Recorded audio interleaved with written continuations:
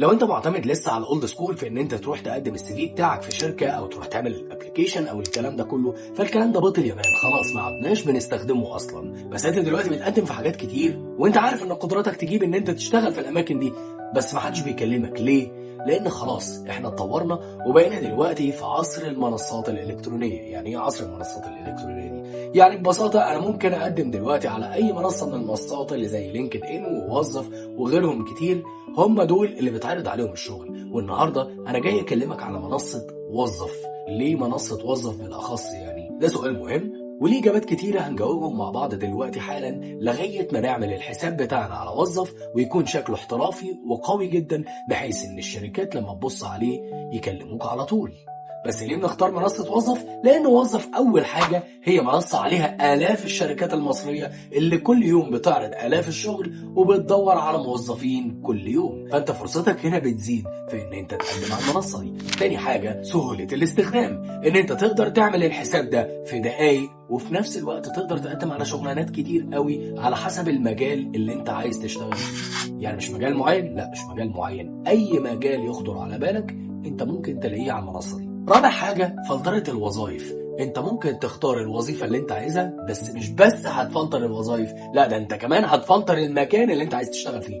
يعني ممكن توفر وقتك وانت مثلا في القاهرة، في الجيزة، على حسب المنطقة كمان، مش بس المدينة، على حسب المنطقة اللي انت عايز تشتغل فيها بتبدأ تختار المنطقة دي وبيجيب لك الشغلانات اللي متاحة في المكان ده. أربعة وآخر حاجة التنبيهات، ان انت الشغلانه اللي انت بتقدم عليها ممكن تعمل تنبيه ان اي شغلانه مماثله للشغلانه دي تظهر لك ويتبعت لك بيها تنبيه ان في شغلانه جديده بنفس الوظيفه بتاعتك اللي انت بتقدم عليها نزلت دلوقتي على الموقع ده، فانت تقدر تقدم عليها وتبقى عارف اللي بيحصل اول باول. فانت في الاول وفي الاخر انت اللي مستفيد بكل حاجه. طيب احنا ازاي ان احنا ممكن نقدر نعمل حساب على وظف؟ هقول لك في خلال دقايق هكون خلصت معاك كل حاجه، والف مبروك هيبقى معاك احلى بروفايل ممكن تظهر بيه قدام اي شركه. اول حاجه هنفتح جوجل، هنكتب وظف، هيطلع لنا الموقع ده. هنختار اول موقع بتاعنا على طول اللي هو موقع وظف. اول ما نفتح هنلاقي الشكل ده قصادنا، هنعمل جوين بجوجل على طول. لو ظهرت لك البيج دي عادي بتاعت اكسس ديناي عادي، هنخش ونعمل كليك هير، تطلع لنا الصفحه دي اللي هي بتاعت كونتاكت اس. هيقول لك انت سؤالك عن ايه، بس قبل ما اجاوب على اي سؤال هخش على البروفايل بتاعي اعدل فيه شويه حاجات كده. هخش على edit اللي هي علامه القلم دي، هيفتح لي على طول الجنرال انفو دي اللي هي المعلومات العامه عني.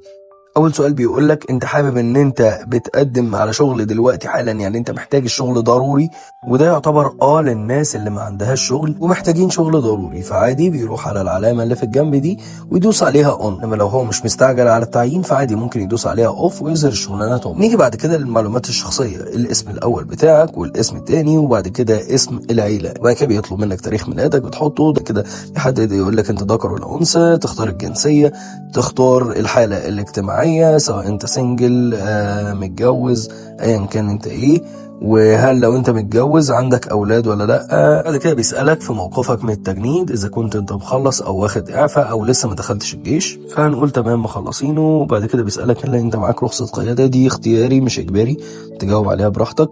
وبعد كده بيقول لك تاج لاين. تاج لاين ده انت بتكتب فيه الشغلانه اللي انت بتدور عليها. بعد كده نيجي للموقع بتاعك، ان انت بتختار اللوكيشن الخاص بيك، فاحنا نختار مصر وهنختار القاهره ونختار المكان اللي احنا حابين نشتغل فيه. مثلا انا اختار التجمع نيو كايرو. بيجي بعد كده يسألك على البوستال كود. البوستال كود ده لو انت عايز تعرفه تقوم داخل على جوجل عامل سيرش على البوستال كود بتاع اي منطقة انت فيها. يعني هو مثلا هنكتب البوستال كود بتاع نيو كايرو، شكرا طلعها لي اهو. هناخده كوبي على طول ونحطه على اللينك هنا. بعدها طلب مني رقم الموبايل، قمت حاطط رقم موبايلي هنا. بعد كده بيسألني يقول لي هل انت ليك الحقوق ان انت تشتغل في البلد دي، تمام او لا على حسب. وبما ان انا مصري وبدور على شغل في مصر فاقول له هقوم جاي عامل سيف بعديها للداتا بتاعتي، وهقوم طالع وداخل على الستيب اللي بعديها. وهنا الستيب دي مهمه قوي لان هو بيقول لك هنا فيديو انترودكشن لنفسك. يعني ايه فيديو انترودكشن؟ يعني انت بدل ما تقعد تعمل انترفيو والكلام ده ممكن تصور نفسك فيديو على الموقع على طول وتعرف فيه نفسك والشغلانات اللي انت اشتغلت فيها قبل كده. فدي هتوفر على الاتش ار اللي بيدور على موظف ان هو يقيمك من الفيديو ده على طول. دي فايدتها ايه؟ ان هي بتزود فرص الشغل اللي ممكن تجيلك. ندخل على الخطوه اللي بعدها اللي هي كارير انترست، ودي بيتكلم على المجال اللي انت مهتم بيه. بس اول سؤال هنا بيساله لك بيقول لك انت وضعك الحالي ايه؟ هل انت راجل اكسبيرينس؟ هل انت لسه انتري ليفل لسه داخل المجال جديد؟ هل انت طالب؟ هل انت مانجر مدير؟ هل انت في سينيور مانجمنت، انت راجل مدير بقالك زمن؟ وبتختار بناء عليه. بعد كده بنيجي لنوع الشغل اللي انت بتدور عليه، سواء دوام كلي او دوام جزئي او حتى فريلانس وبتشتغل بالمشروع. وفي برضو الانترنشيب اللي هي خاصه بالتدريبات، الطلبه اللي بيبقوا لسه مخلصين جامعه وعايزين ينزلوا تدريب في بنك او في اي حته، ممكن يدوس عليها برضو ويختارها. في حاجات تانية زي الفولنتير، دي اللي هي الشغلانات التطوعية الخيرية. وفي الستودنت اكتيفيتي اللي هي زي اناكتس والحاجات اللي بيسافروا بره تبع اتحاد الطلبة. نيجي نوعية الشغل اللي بعديها، بيقول لك انت حابب ان انت تشتغل اون سايت من الشركة او تشتغل هايبرد من الشركة ومن البيت، ولا تحب تشتغل ريموتلي تشتغل من البيت بس. فانت بتختار المناسب ليك برضو. يجي السؤال اللي بعديه بيقول لك ايه المسمى الوظيفي اللي انت بتدور عليه. انا كتبت سيفل انجينير، بدور عن هندسة معمارية.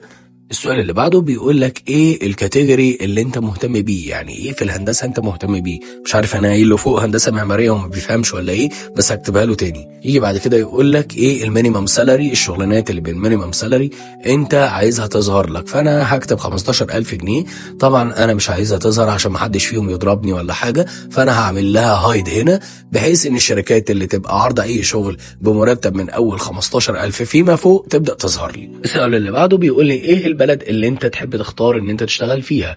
فانا هختار هنا مصر. انت عادي ممكن تختار كذا بلد، مش بلد واحده بس. السؤال اللي بعده بيقول لك ايه وضعك الحالي، يعني هل انت اساسا لسه بتدور على شغل ومش شغال، ولا انت شغال وبتدور على فرصه احسن، ولا انت بتحب تشوف بس السوق حواليك ماشي ازاي لكن انت ما تدورش على شغل. ايا كانت الوضع بتاعك انت بتختار الحاله بتاعتك. نيجي للخطوه اللي بعديها على طول وهي ابلود سي في. هنا بتحط السيره الذاتيه بتاعتك وتدخل تعمل ابلود للفايل بتاعك وتختاره، ومجرد ما بتختاره خلاص هو بيتعمل له ابلود اوتوماتيك. نيجي للخطوه اللي بعد كده هي الاكسبيرينس. انت بتبدا تكتب خبراتك السابقه.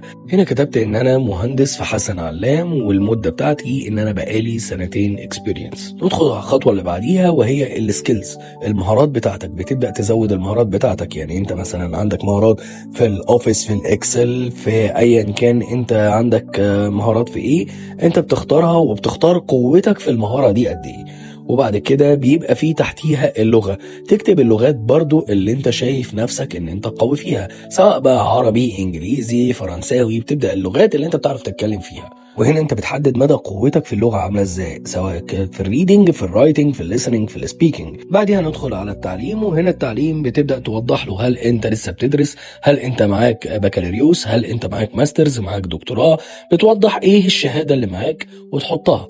مثلا هنا احنا هنضيف شهادة البكالوريوس بتاعتنا، عملنا الديجري ليفل، اخترنا البكالوريوس، وبعد كده اخترنا البلد اللي احنا خدنا منها الشهادة بتاعتنا اللي هي مصر، وكتبنا الجامعة بتاعتنا جامعة عين شمس. يقول لك تحتيها هنا انت كنت في كلية ايه، بتحدد له الكلية، بدأت سنة كام، اتخرجت سنة كام، والجريد بتاعك لو انت حابب تحطه، دي حاجة ترجع لك انت في الاخر. نيجي بعد كده للسيرتيفيكيشن، سواء انت معاك شهادة او دبلومة او كورس او اي حاجة، ممكن تزود الشهادة بتاعتك في السيرتيفيكيشن وتكتب تحتيها في الخانة اللي هي بتاعة التريننج والكورسز. دي ممكن تكتب ان انت كنت واخد تريننج في ايه او كورسز في ايه بالظبط، تكتب العنوان بتاعه والمكان اللي انت واخد منه الكورس وخدته في شهر كام وسنة كام.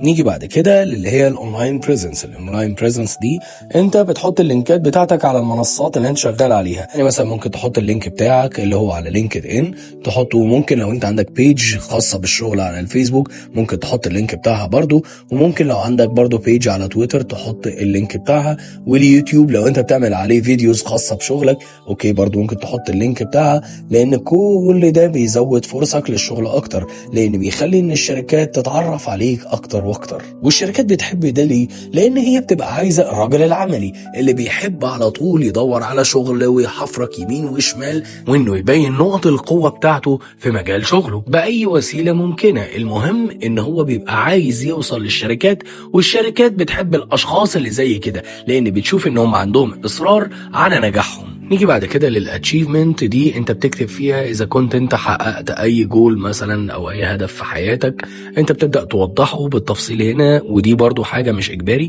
بس لما بتكتبها برضو بتزود فرصك، لان هم بيلاقوا ان انت عندك اهداف وان انت مخطط لها وعارف كويس انت بتدور على ايه. احنا كده خلصنا، والف مبروك عليك البروفايل بتاعك. بس اول ما يجيلك شغل يبقى انزل غرق الكومنتات، مش عايز كومنت يبقى فاضي. وما تنساش تعمل لايك وشير وسبسكرايب للقناه، ولو في اي حاجه تقدر تسيبها لي في الكومنتات تحت. ولو انت ما شفتش الفيديوهات بتاع السي في وازاي تعمل حساب على لينكد ان، هسيبهم لك في الديسكريبشن تحت.